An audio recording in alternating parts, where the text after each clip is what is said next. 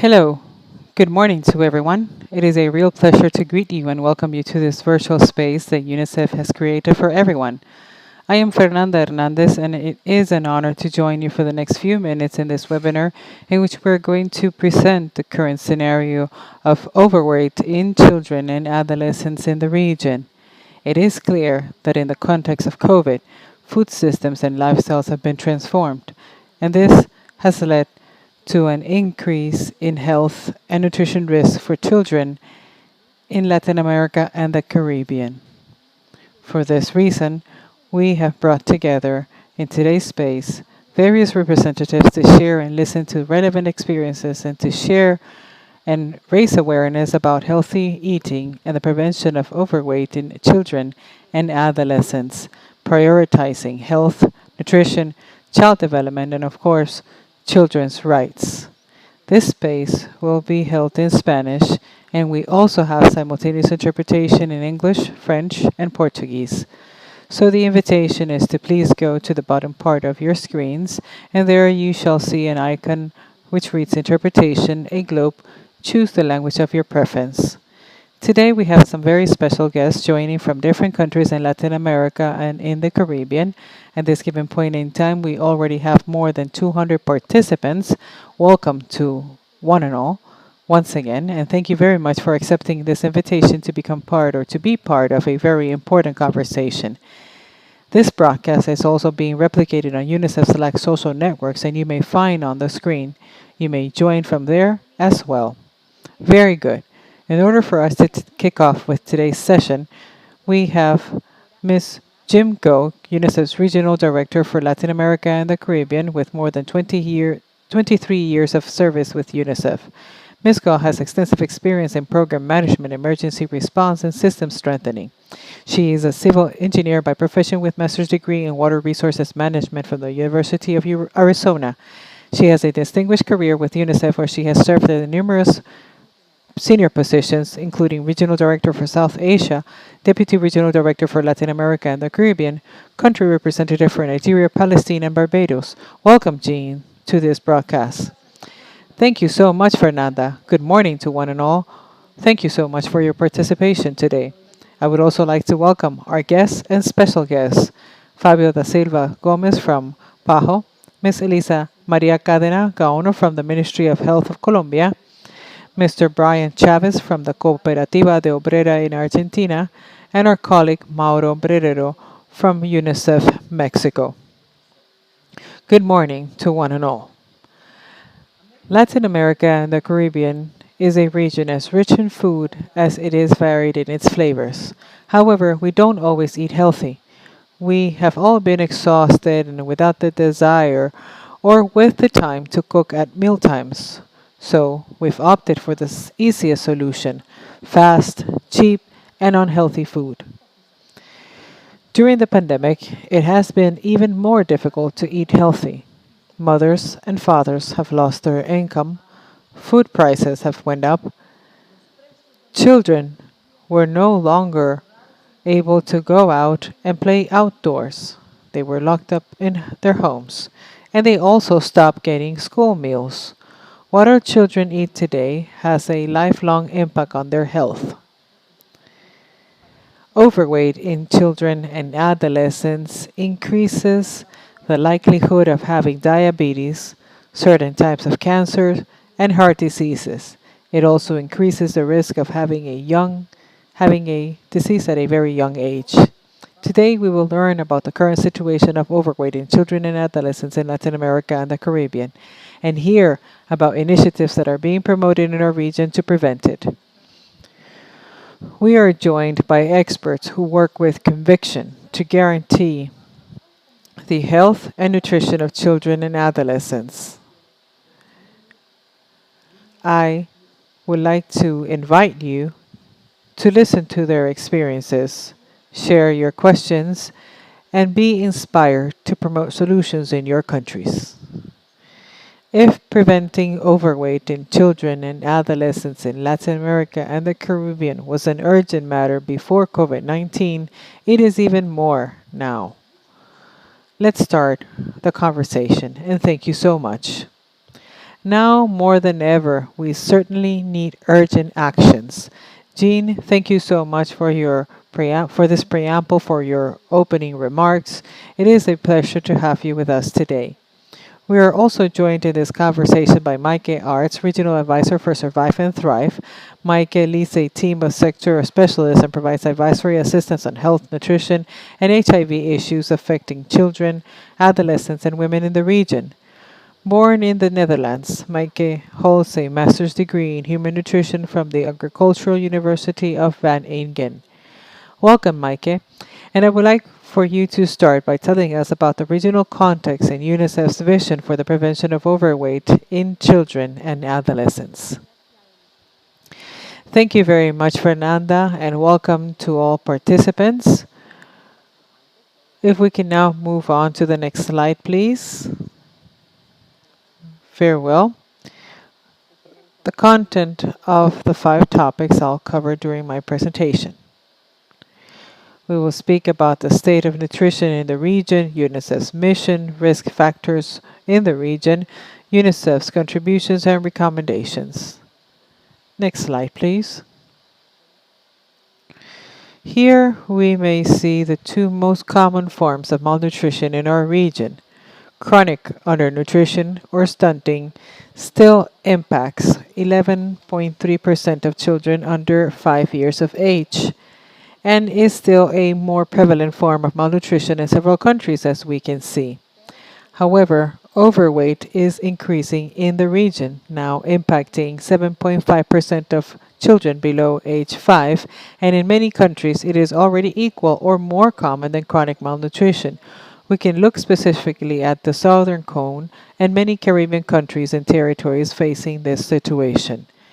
Next slide, please. So, as we saw, 7.5% of children under 5 are overweight. In the 5 to 19 age group, this percentage rises to 30% for the region. Of the countries where UNICEF works, there are 17 countries with a prevalence of more than 20%, 1 in 5, and 14 countries with a prevalence of more than 30%. In other words, 1 of every 3 children below age 5 or between 5 and 19 years of age is overweight. There are no countries in this region with a prevalence of overweight in this age region below 20%. So the situation is really concerning. Why are we concerned about overweight? Basically, there's 3 factors to it, or 3 reasons. First, health risks, which are serious. There are increased risk of chronic non-communicable diseases and several types of cancer. Some of these health risks may already manifest in children and adolescents and some later in adulthood. Second, since they represent mental health risk or potential health risk, and for children and adolescents who are overweight, this may even impact their performance in schools. So it is a serious matter. And as we have seen last year and still, we saw that overweight and also diabetes is obviously related to a risk factor for serious impact of infection with COVID-19, both for children as well as for adults. So there are several reasons for us to work together and in this way prevent overweight. What UNICEF promotes is the early prevention. In other words, in the early years of life, and in this graph, I want to show this information based on evidence and guidelines from WHO, amongst other parties. And here we can see the risk of chronic non-communicable diseases increases with age. It's the blue line. But when we intervene in the early years of life, the red arrow, this risk is greatly reduced, which is the broken line, as you can see. If we intervene at an early age, we may greatly diminish it. So at this point, a key message promoted by UNICEF. 2 key aspects from our approach. The next slide, please. Thank you. So on the right hand, we can see we promoted a systems approach, basically 5 systems. the food system, the health system, the water and sanitation system, the education and social protection system. We have to work on all these areas to improve nutrition in general terms and also overweight. The framework we are looking at is the Innocenti framework that looks at food systems.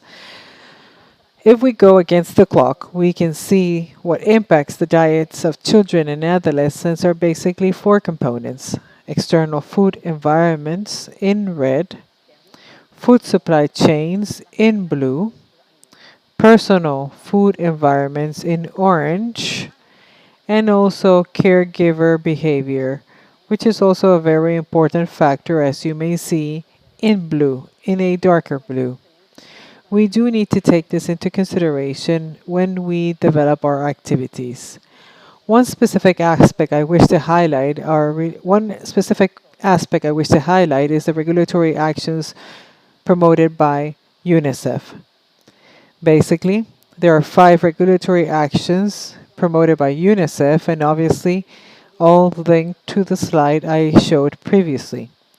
They are related to the restriction of marketing practices directed at children and adolescents for the implementation of food labeling, simple labeling. Food reformulation is important as well. Also, the implementation of fiscal measures such as subsidies or tax exemptions, and also the regulation of school environments and food in schools. We need all of this to improve the environments in which we all operate, and specifically children. The next slide, please. The risk factors for overweight, as seen in this region, and that exist in the global world, in the global level, but in this region we see that specifically breastfeeding is inadequate because only 38% of children under 6 months of age are exclusively breastfed. Also, the diet of children aged 6 to 23 months, only 62% have an adequate diet of minimal diversity. Physical activity. The situation is not very good either. Only 16% of children do at least 16 minutes of physical activity per day. And there are 3 other components for which we don't have recent data, but there's a low consumption of fruits and vegetables. And there is an obesogenic food environment, and there is a high consumption of ultra-processed products and sugary drinks. Now, I would like to show you 3 slides with examples of actions for the prevention of overweight supported or developed by UNICEF in the different parts of the life cycle. Here, you may see actions in the area on breastfeeding and complementary feeding. We can see, for example, the promotion of breastfeeding support at work in Mexico. We can see different books with recipes or with recommendations from in Brazil, in Cuba, and in Costa Rica. And also in the last 2 countries, there are interventions in the school environment. Here, we also see other types of actions in the generation of evidence, which is very important in this case, on marketing to children and also for advocacy to strengthen regulatory frameworks. 2 examples here, Argentina and Uruguay, and they basically have to do with front labeling. Also, during the pandemic, we developed or supported specific activities to improve and to continue breastfeeding, like in Colombia. In Ecuador, we worked on a strategy like Adventures for the Prevention of Overweight and with an animated miniseries. We also started a survey within LACRO, which is a survey in 8 countries on the nutrition and physical activity situation. So I hope this has informed you about the activities UNICEF is conducting and taking into consideration our vision and approach to overweight prevention. So what are the recommendations we wish to provide in general terms? In a nutshell, first, use a rights approach. In this case, children's rights, but in international human rights, obviously, as well. Use a systems approach. As we see, the 5 systems are important for nutrition, focus on the early years of life, and also strengthen actions in school settings where children spend a lot of time as well. It's also about strengthening legal and regulatory frameworks, very important as we saw. Six, backing up actions with scientific evidence generated by institutions that do not have a conflict of interest. Point seven, very important to change the narrative from an individual approach, thinking that overweight is the result of individual actions, to a systems approach. We will have to change systems and environments. And finally, to include all sectors, not only the public sector, but also the civil society and the private sector. Thank you very much. We can now move on to the last slide, and thank you very much for your attention. Maaike, thank you very much for sharing with us this vision. Undoubtedly, it becomes the starting point to guarantee the right to a nutritious diet for children and adolescents in the region. And precisely to go deeper into this context shared by Maaike, we decided to invite Fabio da Silva Gomes, who will share more on the implemented policies for the prevention of overweight in the region. Fabio da Silva Gomes is a nutritionist with a master's degree in population studies, social service, and a doctorate in collective health.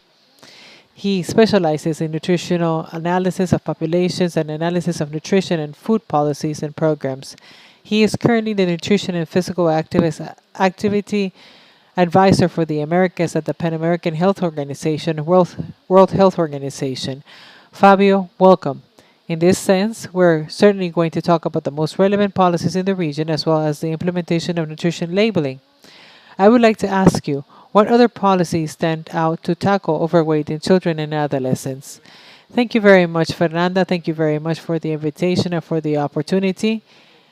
I would like to tell you a little bit about how the policies for the prevention of overweight obesity in the Americas is going, starting with the point mentioned by Maaike. There's a need to recognize the indivisibility and the interdependence of rights. If we are not fulfilling and protecting the right to adequate food, we are not guaranteeing the right to children, the right to health. So the need to recognize that all those rights must be realized because they are indivisible and the fact that they are interdependent. For this reason, it's very important for us to start and state that if we want to prevent obesity, overweight, the first step, the most important step, starts at the beginning of the life cycle. So breastfeeding and healthy complementary feeding. So everything we can do to support, protect, and promote breastfeeding and complementary feeding is fundamental for us to have a better chance in preventing obesity, overweight in children and adolescents, and in the adult life that will follow, and the possible impacts that we would have. Additionally, we have to ensure, and we already know that the most important thing is to ensure unprocessed and minimally processed foods. And that within those unprocessed and minimally processed foods, we can ensure legumes, vegetables, and fruits in particular, which are going to promote development and growth, and in this way prevent obesity and overweight. Particularly when we talk about beverages, we often see discussions on how we may continue to use beverages without adding more calories to children, for example. But the most important thing here that we should be promoting is water. So it's about thinking. We already know breastfeeding, complementary feeding, unprocessed food, minimally processed food, ensuring vegetables, fruits, and water. But we also need to think about the how. It is very important, and we know that obesity, overweight is reaching rural and indigenous populations. Therefore, we could promote, and many of the policies are based on this virtuous cycle between food and agriculture. So we could encourage the supply of food that is going to supply cities, schools, or children to be supplied by agroecological, family, indigenous, peasant agriculture, promoting this virtuous circle between food production and consumption.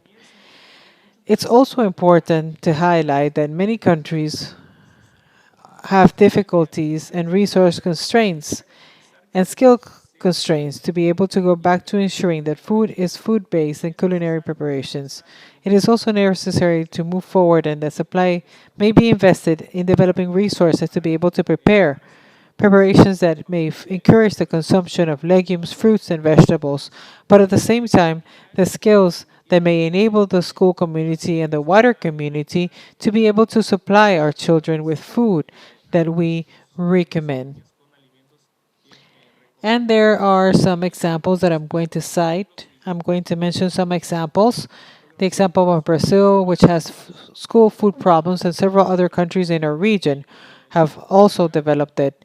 The link school purchases, it's a link between school purchases with family farming, peasant family farming, and agroecology, precisely to promote this virtuous cycle. In addition to expanding and defining what and how to supply these foods, I believe it's important for us to increase demand so children may also increase their desire for these foods, and in this way increase this demand. It's very important to have activities that can and actions that may re-enamor children with real food. And in this sense, we're talking about actions that may have to do with cooking classes, with re-enamoring them and re-enticing them with food production, with school gardens, the very sociability of food, the commerciality, the importance of recognizing the importance and the love for real food is definitely a very important aspect. On the other hand, if we promote these practices and these foods and these ways of supplying and consuming food, we have to stop the pressure of other products that prevent us from making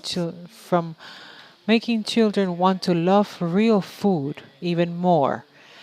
And here it's the critical aspect. It is necessary for us to regulate ultra processed foods and processed products that are excessive in critical nutrients.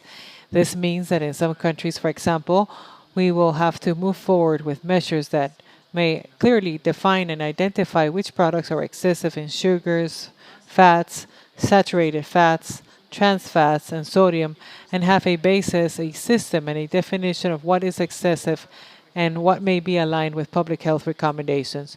And for our region, we have the OPC nutrients profiling model that allows not only that we have a definition, but it also prevents the definition from compromising the feeding or the food supply of children.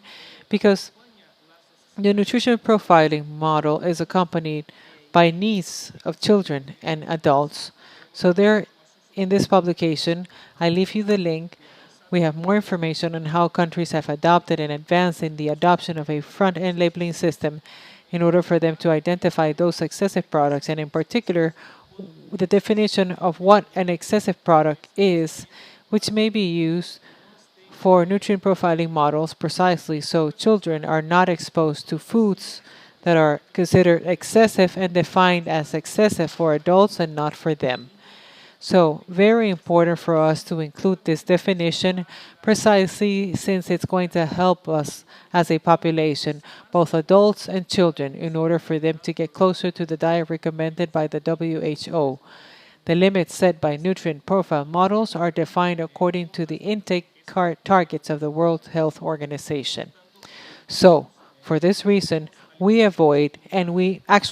this reason, we promote a diet that is balanced for both adults and children, for all age groups. On the other hand, we are also talking about reducing the demand for those products, but also eliminating the sabotage practices, the right to adequate food, the practices that are going to promote the supply and demand of such products. Very important for us to understand that policies must advance in the reduction of such practices and that are going to use products that go against food and the right to adequate healthy food. Here's an example from El Salvador, which adopted a regulation in the school environments based on the restriction of excessive food products according to PAHO nutrient profiling model. The example on the regulation of advertising in Chile, where we used to see, for example, these products that are or that have drawings on them. They are used to hook children or appeal to children. Now we have seen these characters disappear to prevent children from being hooked by the advertising. And here you have some references on the fact that the organization has produced material to support countries in adopting said regulatory measures. On the other hand, another measure very important to reduce the affordability of products, since the price often facilitates financial access to said products. Here we have the example of Mexico as the best experience in the region in adopting a tax on sugar sweetened beverages to reduce the consumption of these products. We recently published a document that contains a broader picture of how the taxation of said beverages is taking place in our region, in the countries of our region, to move forward on this reduction of affordability. I conclude with product regulation, which may also affect both breastfeeding and complementary feeding. If we do not do so, we're going to have problems that are going to affect infancy throughout all the way up to adulthood.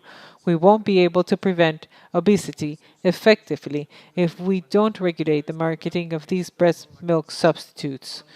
Once you're going to compromise both breastfeeding and proper complementary feeding.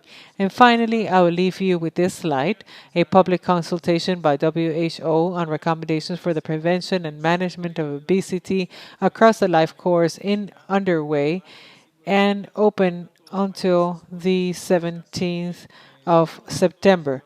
So the countries, the civil society organizations, all stakeholders are invited to provide your contributions so that we may promote a recommendation and set recommendations that can prevent and manage obesity across the life course. Thank you very much for the attention and thank you so much for the opportunity. Thank you, Fabio, for sharing with us this broad overview on the most relevant policies. We see the great progress that has been made and also the path that needs to be further strengthened to ensure the prevention of overweight in children and adolescents. Very well. It is the time to listen and to read your opinions. We would like to invite you to please use your mobile phones or tablets to reconnect in www.menti.com. Here, we're going to talk about topics of interest on the matter. First one has to do with the factors of overweight, and the second one, how we may precisely, from our daily works, from our profession, contribute to a culture of healthier habits for the prevention of overweight in children and adolescents. So, let's move on to the first question. What do you think is the most influential factor in overweight in children and adolescents today? We started to get your answers, your opinions, ultra-processed, junk food. What do you think is the most influential factor in overweight in children and adolescents today? Lack of exercise, public policies, low breastfeeding, genetics, sugary drinks, lack of information, fries and packages, fried foods, misleading advertising, lack of resources, personal willingness, inequality, lack of mental health, citizen insecurity, excess of time, screens, political willingness, conflict of interest, healthy supply, poor nutrition, no physical exercise, no clear policies, natural food, empowered families, video games versus going out, lack of food education, and industry interference, lack of engagement, school environment. These are your opinions. Thank you very much for participating. On these factors that undoubtedly influence overweight in children and adolescents. Today, we're facing a situation that, as we have seen throughout these minutes, it's definitely a challenge, a multifactorial challenge that we must see as an opportunity for action and interventions. Precisely, my next question comes along the lines of, remember, www.menti.com. The second question we would like to ask you and on which we would like to hear your opinions has to do with how we can, from our daily work, from our professions, from our schools, from being health specialists or from joint actions with the governments of the country and the region, how may we contribute to the prevention of overweight in children and adolescents?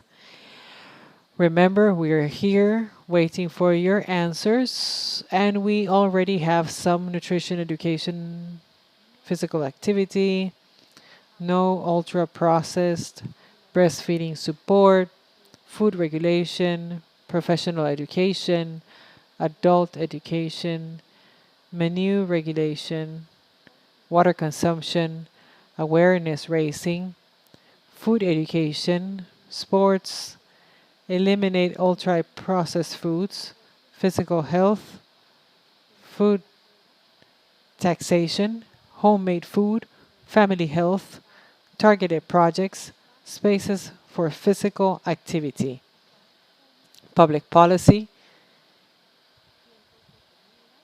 meal times,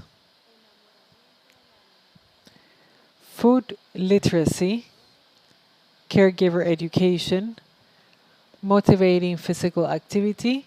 Thank you so much for participating. We have definitely grant opportunities, challenges, commitments, and co-responsibilities. I would like to share mine. Without a doubt, I believe I must continue and I must provide useful, appropriate, and timely information through the mass media. Very well. With this question, we would like to close the meeting. Thank you again, the session. Thank you very much for participating in these contributions to ensure healthy eating. Very well. Now, continuing with our panel on challenges, opportunities in the prevention of overweight in children and adolescents in the region. We have this space available with three guests joining us from Colombia, Mexico, and Argentina to go deeper into three topics such as the actions of governments, the contributions of UNICEF, and the role of the private sector. We would like to invite you to please share your questions, your opinions through the box at the bottom of your Q&A screens, questions and answers, during the presentations. And at the end, we are going to pick three for each of our panelists. From Colombia, we would like to welcome Elisa Maria Cadena, Deputy Director of Nutritional Health, Food, and Beverages at the Ministry of Health and Social Protection. Elisa is a nutritionist and dietitian. Graduated from the National University, she has a master's degree in economics and studies in impact evaluation. Professionally, she has focused on clinical nutrition and public nutrition with an emphasis on monitoring and evaluation of health and nutrition programs. Elisa, welcome from Mexico to learn from UNICEF contribution in the field. Mauro Brero joins us. Mauro joined UNICEF Mexico in April 2020 as a chief of nutrition. He has a degree in cultural anthropology from the University of Turin, a master's in public health from the University of Edinburgh, and a specialization in nutritional epidemiology from the University of Bordeaux, with 15 years of experience in health and nutrition issues in Africa, Asia, and Latin America. Mauro focuses today on the development and implementation of plans and initiatives to reduce the triple burden of children and adolescents' malnutrition. Thank you for being here today, Mauro. And from Argentina, Brian Chaz, Coordinator of Culture and Community Action at Cooperativa Obrera. Brian has a degree in industrial organization and studies in social economy and administration for profit entities. Today he joins us on behalf of the Cooperativa Obrera, and we would like to talk to him about how they support the retail sector, mostly supermarkets and other businesses in Argentina, with a very interesting line of work around healthy eating and overweight prevention. With Brian, we will explore how the private sector and the civil society have a key role to play in building a healthy eating culture. Good to have you with us today, Brian. All three of you again, thank you so much. Welcome. And let's start with Colombia. We prepared a video to show you the context of said country based on data and evidence generation, strengthening our decision-making process, as well as public health programs and initiatives. Let's learn more about the nutritional situation in Colombia. In Colombia, the National Survey of the Nutritional Situation led by the national government has shown among its results that overweight and obesity in children and adolescents has increased in the last 15 years.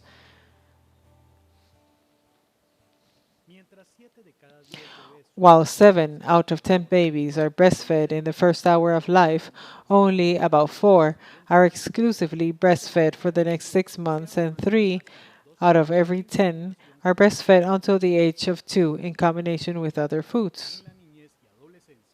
In children and adolescents, there is a high consumption of ultra-processed foods with high sodium, sugar, and fat content. WHO recommends 1 to 3 hours of physical activity per day, depending on the age group. In Colombia, the prevalence of physical activity is low, even more so in girls, adolescents, and low-income populations.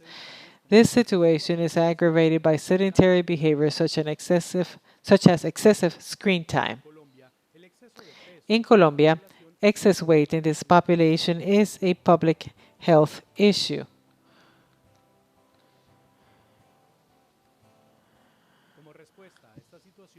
In response to this situation, strategies have been developed for the prevention of overweight and obesity focused on different stages of life.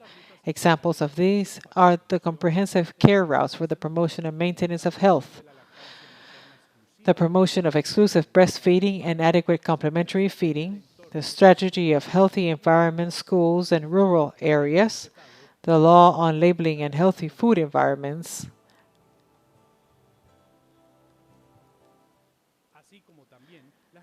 as well as the generation of mechanisms to strengthen participation, monitoring, and evaluation of public policy results. Enormous challenges and opportunities, as I anticipated. In this intervention, we're joined by Elisa Cadena, Deputy Director of Nutritional Health, Food, and Beverages at the Ministry of Health and Social Protection in Colombia. Elisa, with the COVID-19 pandemic, there were changes in consumption behavior, in access to healthy foods. We know that there is a commitment in Colombia to support the implementation of nutrition labeling. We have seen progress in terms of legislation. What is the next step on this path to ensure front of package food labeling in the country? And I also have to ask you, from the comprehensive work that the Ministry of Health is holding, how are you addressing the priorities of the population? Well, yes, good morning to all of you. It is a pleasure to be here today on this panel and also to greet those of you who are with us, our guests, and those of you who are connected through the different social networks. I am going to start with the process you mentioned regarding nutrition and front-of-pack labeling. It is important to mention that a few months ago in Colombia, a ministerial solution was passed that gives all the guidelines for the use of front and nutritional labeling in Colombia in a mandatory way, because this nutritional labeling was voluntary. Now it is mandatory, and we have new provisions for the use of the nutritional table, for the use of parameters such as nutritional and health claims, and we incorporate the use of a front warning seal that informs us when we are consumers. In the case where a food is high in sodium, high in saturated fat, and high in added sugar. So in this way, we can make decisions in a short term, in an informed, clear, and simple way, and in a way you may contribute to the decisions to buy healthy food. As soon as this resolution was issued, the Congress also passed the Healthy Environments Law, which is a very important law that recognizes the work being done by various sectors to address chronic non-communicable diseases, as these are one of the main causes of death and disease in Colombia. And in this way, this law urges the Intersectoral Commission on Food and Nutrition Security, CSAN, to continue working and to ensure synergy for the development of healthy environment actions. Let us see in the first presentations the importance of not only focusing on the individual but also on the environment where we all spend our daily lives. The law gives us some indications to move forward on issues of digital educational tools to promote healthy habits and lifestyles. We are going to have information and the possibility of transmitting it through mass media, and we are also going to work in the educational environment, because that is where we have the greatest increase in excess weight in the population. 1 in 4 children is overweight at school age, which is why this is one of the key areas to work on. In this sense, From the Ministry of Health and Labor, along with the Ministry of Education, we will issue technical guidelines for healthy school shops that incorporate and that are currently being updated based on labeling guidelines. What we hope is that these shops, these kiosks, if they're known in other countries, will not sell food with warning labels. In the same way, we work and promote throughout the use of food-based dietary guidelines. Fabio, in his intervention, mentioned the importance of promoting the consumption of fresh and natural, minimally processed foods, those that are produced on our land. And in this way, we have an adequate consumption of nutrients, but we also invigorate those local territorial economies that, as a result of the pandemic, had other effects that have harmed their development. So this is one, the consumption of fresh and natural food serves us as individuals, and it also serves us in general in the whole development of our territorial economy. And we also work with other sectors such as the Ministry of Commerce and the Ministry of Culture to promote the policy, safeguarding, and promotion of food and nutritional cuisines in Colombia. This is about rescuing our traditional knowledge and uses of natural food and all the food diversity we have available. These are undoubtedly important advances, but I would also like to highlight what we have been doing in terms of promotion, protection, and supporting breastfeeding. We saw that actions are taken from the beginning of the life course, and these are key and have effects throughout life. This is why at the ministry we are working on incorporating breastfeeding counseling into our health promotion and maintenance programs in order to find ways to support mothers who are beginning their breastfeeding period and who may have some difficulties. We also have the breastfeeding family-friendly rooms and joint work with the Ministry of Labor and actions around the promotion, again, of the food-based dietary guidelines. In a summary way, in a summarized form, already taking into consideration what has been stated, we are focused on what we're doing now. Regulatory actions. Labeling was our last regulation, but we're also moving forth on the guidelines to regulate, to give technical parameters of how food and beverage advertising should be targeted at populations under 18 years of age. We are working on the reduction of trans and saturated fats. We have a standard, and we're currently in the process of updating it.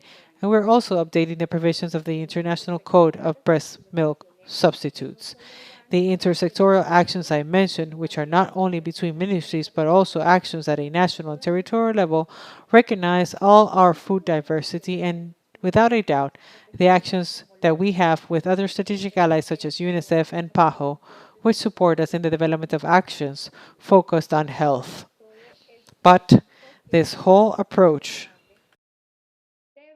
to healthy eating should go beyond the health sector and should call for a joint effort as a society so that we get involved in really talking about healthy eating and that our plates and the food that our children eat are those fresh foods that we produce naturally. Thank you so much. Thank you, Elisa. After listening to you, it confirms that this definitely is a multi-sector task and mission where we need the united and joint work of all the actors and stakeholders to achieve these strategies being led in the different countries of Latin America. Continuing with our panel, we're now going to Mexico, where we're going to go in greater depth into UNICEF's contributions to prevent overweight. I would like to invite you to watch a video that summarizes the context of nutrition in said country. Mexico has a population of more than 42 million children and adolescents. 16 million of them have a problem related to poor nutrition.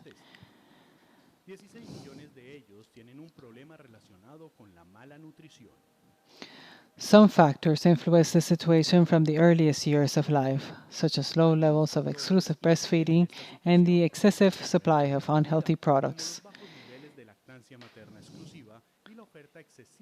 In recent months, food insecurity and levels of overweight and obesity among children and adolescents have also increased due to the pandemic. Against this backdrop, UNICEF Mexico is working with partners and counterparts on various solutions, such as the promotion of appropriate breastfeeding in the workplace,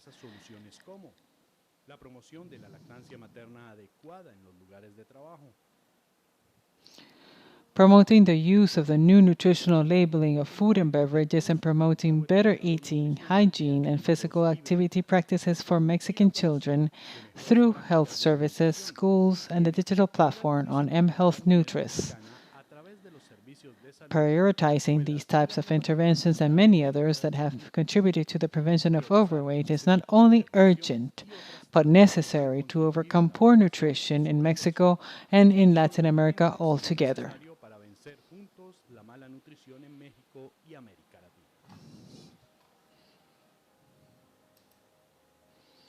We are joined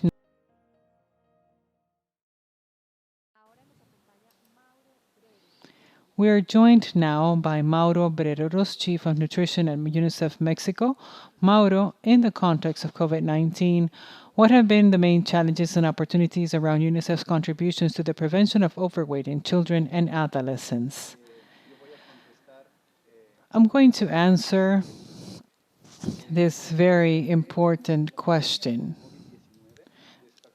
I think the COVID-19 pandemic highlighted even more the close link between the health and nutrition of people, including clearly children and adolescents. Overweight, obesity, and other conditions determined by poor nutrition, such as some types of diabetes, hypertension, and cardiovascular diseases, stood out as major determinants not only of transmission, but also of the worsening of COVID-19. This relationship certainly represents a major challenge in the context of the pandemic, but it also offers an important opportunity to prioritize the issues of healthy eating, and especially the prevention of overweight in children and adolescents. One example is the case of Mexico, where the high mortality rate from COVID-19, with almost 10% of deaths among those infected, is largely attributed to the nutritional status of individuals. Some of the indirect implications of the pandemic also include a more significant increase in overweight and obesity among children and adolescents, and at the same time an increase in food insecurity, particularly among the most marginalized and vulnerable families who suffered the consequences of the pandemic.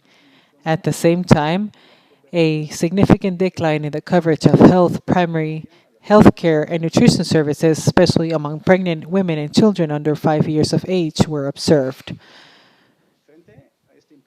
Before this important challenge, the government of Mexico, in collaboration with key partners such as UNICEF, has found some opportunities to take important steps, mainly in 3 areas and also with a system and life cycle approach. The first area is the area on services, where the Ministry of Health, with the support of UNICEF and the National Institute of Public Health, agreed to develop a plan of attention to nutrition during the first 1,000 days of life, which, as you know, represents a unique opportunity for the promotion of healthy nutrition in a stage that is crucial for the development of children.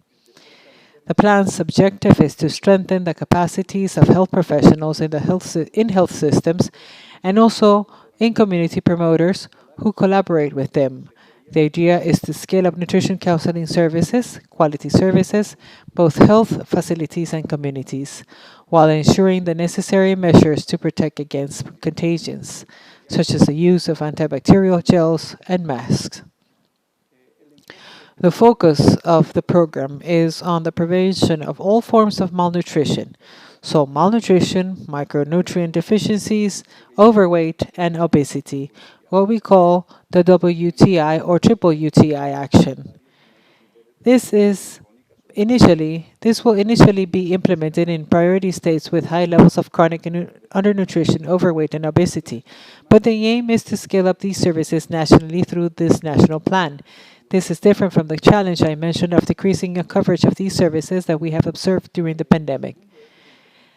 The second axis of intervention is in the educational system. Here, the Ministry of Public Education, in close collaboration with the Ministry of Health, launched in late 2020 a new subject called Healthy Life, a curriculum in preschool, in primary schools and in high schools, which aims to improve not only knowledge but even practices, behaviors in relation to nutrition, hygiene, and physical activity of children and adolescents. UNICEF, with what they see as the development of scripts in the framework of distance education, learns from home, and also contributed to the development of the diploma course for teachers. This initiative has a tremendous potential to reach more than 25 million students in Mexico on a regular basis every day in schools and influence their feeding practices. The issue on integrating and strengthening the school curriculum and the issue of food also represents a great opportunity, I believe, for all Latin American countries.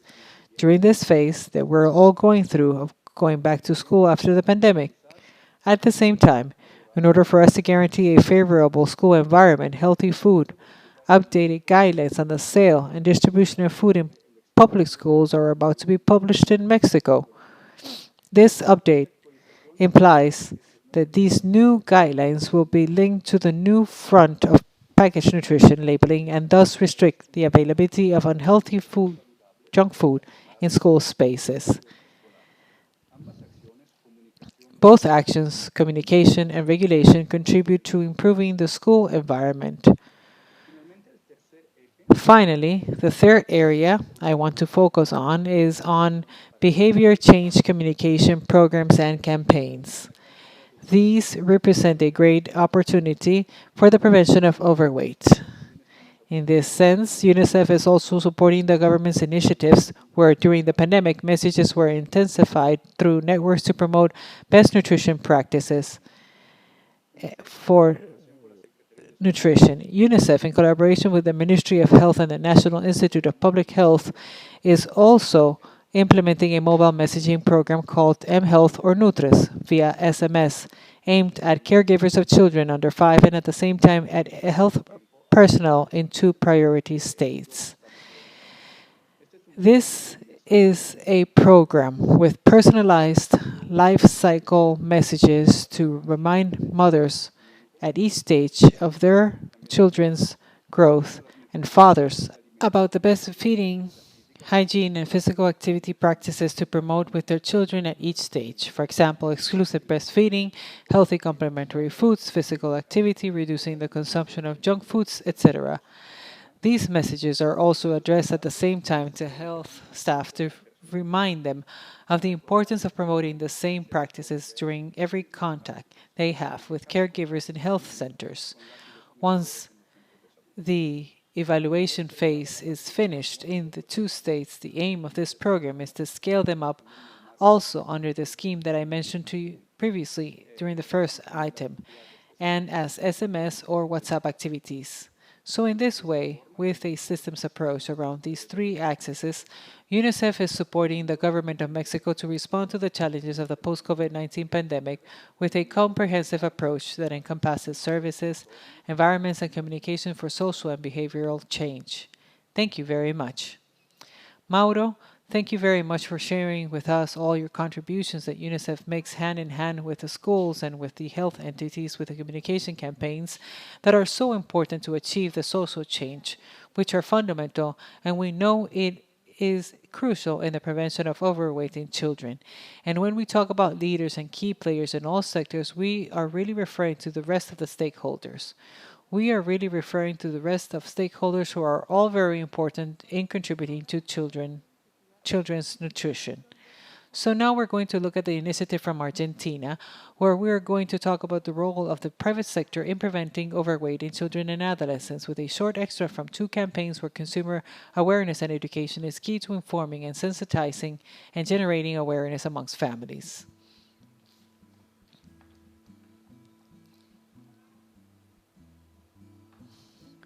The private sector has a strong commitment to contribute to the prevention of overweight in compliance with the right to nutritious and adequate food. ensuring that there are no conflicts of interest and in accordance with the UN guiding principles on business and human rights. The changes we see today in food environments and communication campaigns are very important to reinforce healthier habits. In Argentina, there is a company in the food and beverage retail sector that has created a special section in one of its shops dedicated exclusively to health and wellness, offering consumers the possibility to choose more nutritious and healthier foods. A modern sector designed to care for you, where you may find a wide variety of natural, fresh, healthy, tax-free, low sodium, and low sugar foods.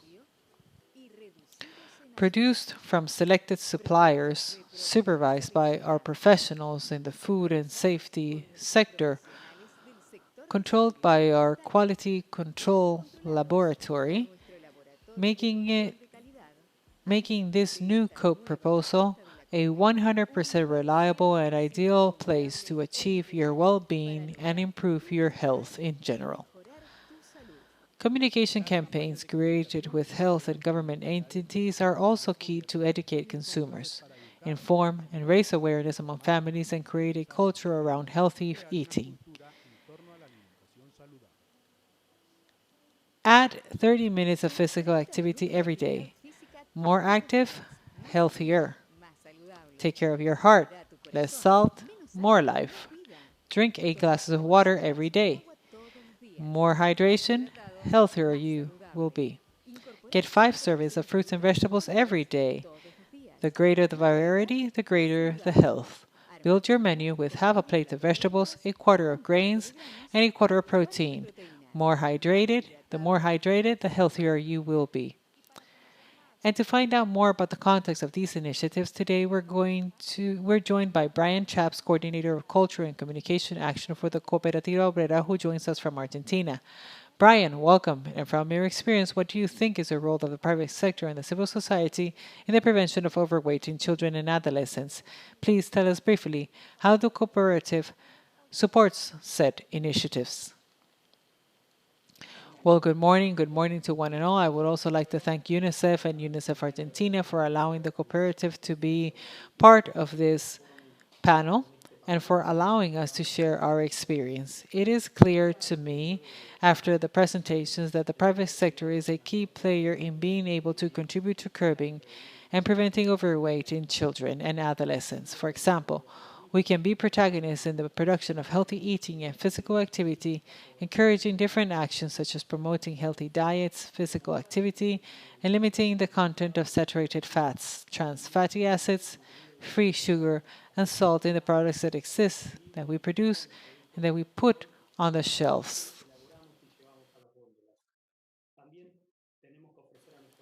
We also need to offer our consumers affordable, accessible, healthy, and nutritious products, always providing adequate and easily interpretable information all about food, ingredients, and nutrition is essential.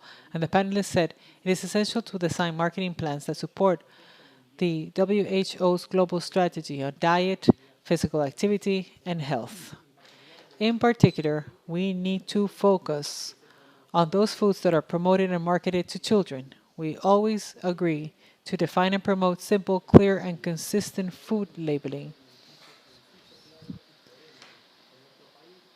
in a coherent form. In our country, we're supporting the development of a draft law on front-end detection for food, and another fundamental point as a private sector is to define and determine strategic alliances for the development of functional foods. These foods must always be based on scientific evidence to help consumers make an ideal purchasing decision when they are in front of the shelf and choose healthy foods. And as you rightly said, the role of civil society is fundamental. We believe and are convinced that for any change and achievement of concrete objectives such as the prevention of overweight in children and adolescents, the role and commitment of civil society is necessary as informed consumers, because informed consumers transform their knowledge into a tool for change. When we are faced with the depth of knowing what is healthy food and that doesn't become a tool for change, we have the power to fractionalize change in the food industry. But most fundamentally, we need to be informed. Being informed consumers also allows us to be able to demand and request our political representatives to generate bills in favor of healthy eating. And here I would like to take a few minutes, some time to tell you about an example that has taken place in the Cooperativa Obrera. Some time ago, the Consumer Circle of the Workers' Cooperative, which year after year brings together thousands of consumers, for 12 years, we coordinated talks, workshops led by specialists and health and nutrition professionals to deal with a very important issue, which was the intake of vitamin B, folic acid, especially in future pharmacies. Until then, in our country, Argentina, flour was not enriched with folic acid. But these workshops generated knowledge, generated a petition that a national legislator, political representative took it, and together with consumers developed a bill that the Treaty of the Cameras today made a reality in Argentina. It is the law 25630 that determines the recognition of flours with vitamin B9 in our country. And how we at the Cooperativa Obrera, how do we articulate in this context? First off, Cooperativa Obrera is a social enterprise founded in 1920, currently the main consumer cooperative in the Argentine Republic and one of the 300 largest cooperativas in the world, or unions in the world. We have more than 2,200,000 members, and we provide economic, social, and cultural services in 5 provinces of the Argentine Republic, with a cooperative or union supermarket chain of 135 stores. This allows us, as a social enterprise, whose owners are the consumers themselves, to open doors and generate projects and actions aimed at promoting healthy eating. It is clear that our commitment to the community and the responsibility inherent in food distribution is reflected in a wide range of prevention, advice, and information actions that we provide through different physical and non-virtual channels, especially through the COVID-19. We are also committed to identifying and placing on our shelves an increasing number of healthy foods, foods that are identified with signage and information on the shelves so that consumers can easily access a basket of healthy foods without any problem whatsoever. This wide umbrella of actions that we put in place through a wellness and health program and with an emphasis on prevention of overweight in children and adolescents has been developed over many years, and today we have our own brand, which is the POP brand, through which we develop functional foods. I can mention that we have baked goods, bread with the addition of omega 369, phytosteroids, and zero trans, low sodium preserves, sodium-free water, among other products. And we are also in this commitment to raise awareness and educate our consumers. We have a program that establishes different talks, cycles of educational seminars with professionals that deal with our associates on topics that are on the current agenda of health issues. Finally, I would like to invite everyone to surf our website, which is www.cooperativaobrera.com, to learn more about these initiatives in the cooperative and the actions towards health care. Actions that we also work with moms-to-be. We have a series of talks and gymnastics program for expectant mothers, where we also work on nutrition during pregnancy and nutrition for the newborn. So let me call on the entire private sector through cooperation, through mutual aid, and through social economy and cooperatives. We shall work together to build, strengthen, and contribute to the design of food policies that will change the current food situation of children and adolescents in Argentina and throughout the region. Fernanda, thank you very much for letting us share this time. Thank you, Brian, for sharing with us this intervention. No doubt about it. We need all these contributions. And as you say, the private sector finds many and varied opportunities to contribute to the prevention of overweight. Importantly, this role of the private sector is critical to driving strategies that are sustainable. Important to remember. Now more than ever, it's the time to take action, to act. Very good. It is time to share some of the questions that you have addressed prior to this session. Concerns were received from registrants, and some of you have raised them over the course of these minutes. In the Q&A box, we have 3 questions for our panelists. At this point, we're going to start with Elisa Maria Cadena from Colombia.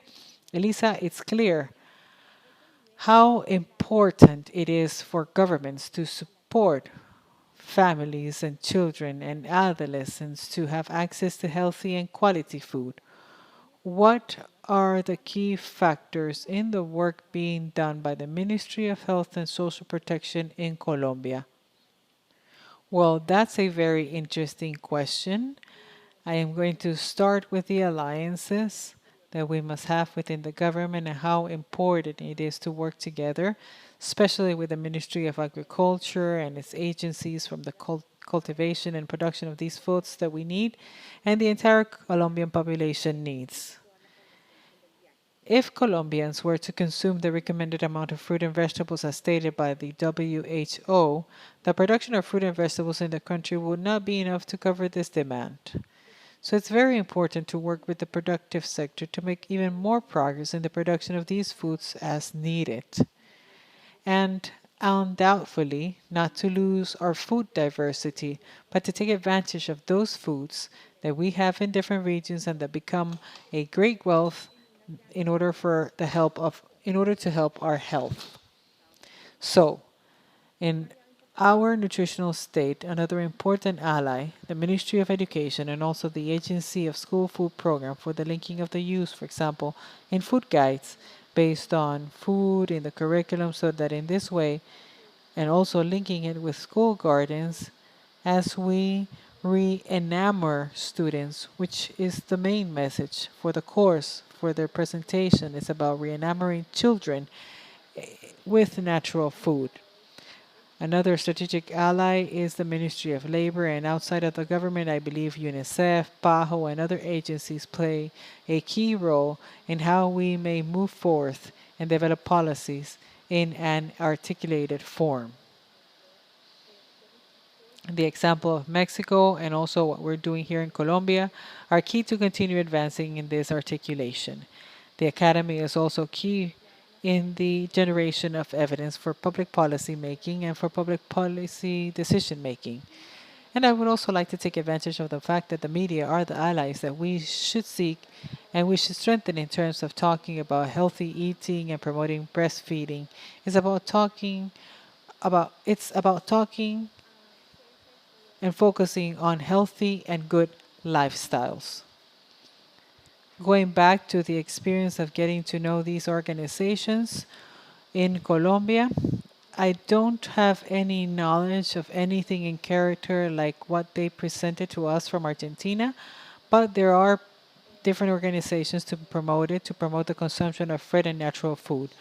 So as how we see it, we have strategic allies that may strengthen all these actions as we've been carrying out from the national government and that undoubtedly will help us work as a society. These are our objectives proposed. Thank you so much, Elisa. We insist we need more from all stakeholders. And as you mentioned, we need all sectors, the government, the academy, all very important as well. Thank you, Elisa. We have another question, and this one is for Mauro Brereros in Mexico. In Mexico, there is a regulation for nutrition labeling, and there are initiatives very focused on the promotion of breastfeeding. In this context, schools also play a key role in promoting healthier habits. What recommendations can we provide to our participants today about working together to implement actions more focused on social change and changing behaviors and habits in Mexico? Yes, thank you so much, Fernanda. Very important elements of communication interventions for social and behavioral changes. First off, interventions for social and behavioral change, which is related to interventions that need to be implemented at the same time in different communications channels so that they may reach the same target population with an adequate frequency. So, my first recommendation would be to develop a national social and behavioral change program that is implemented through different channels, such as schools, in health systems, communities, and social networks. So, the same message as higher chance as a higher chance of being received and adopted by the population. Because if we hear it from our doctor, for example, from a trusted person in our community, such as a health promoter, and if at the same time we hear it in our phones or on social media, we have a higher chance that this message, that the behavior will be adopted. However, as I was saying, one of the communications channels that has the most impact on children's environments are schools. In fact, in schools, we have the opportunity to interact for years with the majority of children and adolescents in our country and talk to them about how we can improve our habits. Programs to promote better nutritional practices, just as the school curriculum from healthy living that I mentioned earlier and that was adopted in Mexico. I think they should be adopted in all countries. However, to achieve sustainable change, communication interventions should be complemented by actions to improve food environments, such as increased regulation of advertising of unhealthy foods and beverages. As a matter of fact, if we think about it, advertising is another form of communication to modify our habits, which influences negatively sometimes, like in the case of unhealthy foods or choices. So I think it's that strategy, communication, regulation, that we need to implement altogether. Thank you, Mauro. Very well highlighted recommendations. And this last question is for Brian Chaz in Argentina. Brian, how do you think we may inspire other private sector stakeholders to take action for the prevention of overweight in children and adolescents, as in the case of Cooperativa Obrera? Well, thank you so much for this question. I think that one of the main points is in order for us to inspire others in the private sector is precisely for us to share our knowledge, good practices, and above all to participate in meetings from reflections, such as the one that has been taking place today through Unicef. Being a responsible company requires us to be committed to the well-being and health of our consumers, and at the same time to the rights of children to adequate health, to become informed and empowered consumers. All companies, if so they wish to do so, can do their bit, either by improving their practices, their food production processes, but also by generating, as Mauro just said, awareness, campaigns, marketing, and contributing to the transfer of international and local recommendations on prevention, healthy eating, and the development of physical activities. I think the private sector has to get involved, and more than ever, we all have to share this knowledge, and together with the state, intermediate entities, UNICEF, bet on what we all want, a better world and better nutrition for children today, who are the present but are also the future of the world we all want. Brian, thank you so much to you, to Elisa, to Amaro. It's certainly this has been an extremely enriching, productive, and very inspiring day.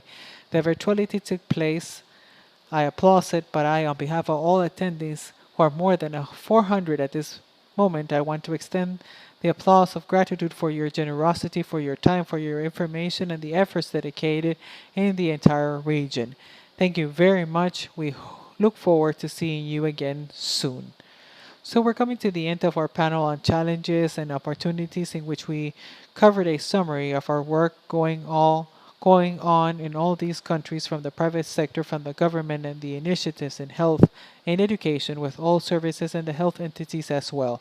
And to close this knowledge session, I would like to grant the floor to Jim Gough once again, UNICEF's Regional Director for Latin America and the Caribbean. Jim, you have the floor. Thank you Y very much, gracias, Fernanda. Fernanda. This closing part, Esta I'm going to do último so cierre lo in voy a hacer English, en so inglés. So les if pido a you los que need necesitan interpretation, please traducción que se switch. pasen. First, I would like to thank all of you for joining us from across Latin America and the Caribbean. Special thanks to our speakers, for sharing their valuable knowledge and experiences. Our PAHO colleague gave us an overview of overweight prevention policies in the region. From Colombia, we heard how the government is putting a comprehensive healthcare policy into action. In Argentina, we saw the key role of the private sector. And in Mexico, we learned about preventing overweight during the COVID-19 pandemic. All of these experiences have something in common, working together. Today, it's possible for every child in Latin America and the Caribbean to grow up with healthy food, but only if we join forces. We at UNICEF are calling on governments, civil society organizations, academia, the private sector, and every one of us from everywhere we stand to work together to guarantee children's rights to health, nutrition, and food. We have to start now and from early childhood.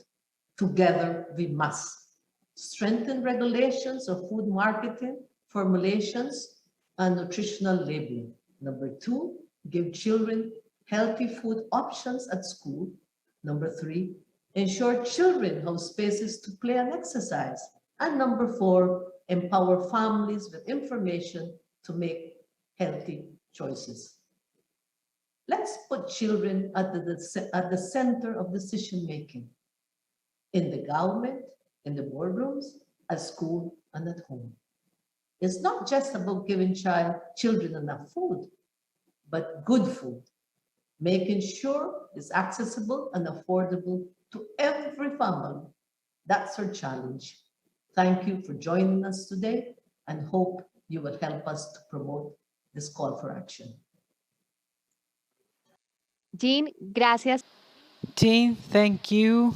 Without a doubt, we all make a difference. We are left with your words and with this very important message highlighting the will and effort of all stakeholders who accompanied us today in this session. The contribution we all make is fundamental and not only to contribute to the prevention of overweight in children, but also to tackle all forms of malnutrition. I would like to tell you that in the framework of this event, we also launched the report on overweight in children and adolescents in Latin America and the Caribbean, which will be available to all of you very soon. To each of you registered in today's session, I would like to let you know you will receive an email with the recording a report for your consultation. Once again, thank you very much for logging into today's session, prepared for all of you. We would like to say goodbye to this marvelous audience. Thank you so much. We hope to see you soon in the next opportunity. And let's remember, we have a commitment with children and adolescents in our region. Please take care and see you soon.